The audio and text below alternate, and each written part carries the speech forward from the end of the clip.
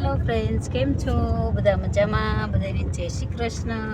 તો અમે જઈ રહ્યા છીએ મારા પપ્પાના ઘરે. આજે તો અમે ભાવનગર જઈશું, પછી જઈશું મારા પપ્પાના ઘરે. તો જો માન્યાબેન પણ તૈયાર થઈ ગયા છે. અહીંયા સાહેબ છે અને બાલગોપાલ પણ જો પાછળ છે. અને જો તમે અહીંયા અમે પહોંચી ગયા છીએ. તળાજાનો ડુંગર દેખાય છે, તમે જોઈ શકો છો. તો ચાલો મળીએ પાછા. તો જો આપણે ભાવનગર આવી ગયું છે. કઈ છે ઓજ ઓજ આવી ગઈ.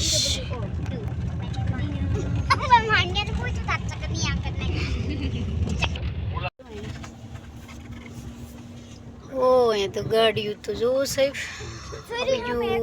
માસીનું ઘર. ચાલો અંજની સિટી. જો ગણપત દાદા બેસાડ્યા. અહીંયા જો અંજની સિટીમાં સરસ એવા ગણપત દાદા બેસાડેલા છે. અહીંયા મસ્ત એવા જો અહીંયા લે છે સત્સંગ ને સાહેબ જો ઠેલા લઈને હનુમાન ચાલીસા સરસ મજાની બોલાય છે. દીકુ બેને રોવાનું શરૂ કર્યું.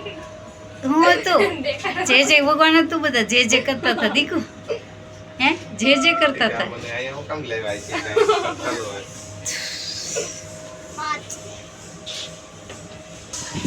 ચલો આવી ગયું દાદાનું ઘર.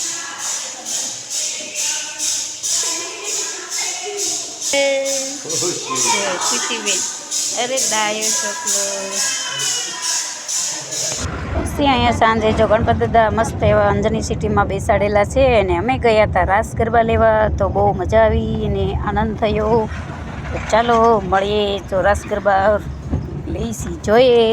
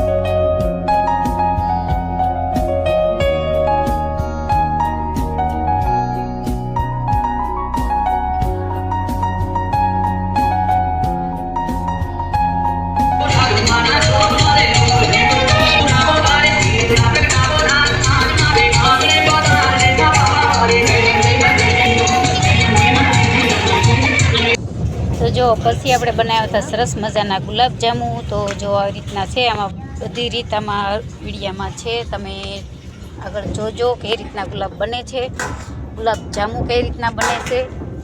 તો ચાલો વિડીયામાં બના રહેજો, અને વિડીયો ગમે તો લાઈક કરજો, ન હોય તો સબસ્ક્રાઈબ કરજો. મળીએ પાછા નેક્સ્ટ બ્લોગમાં. ત્યાં સુધી જોઈએ ગુલાબજાંબુ કઈ રીતના બને છે. ચાલો.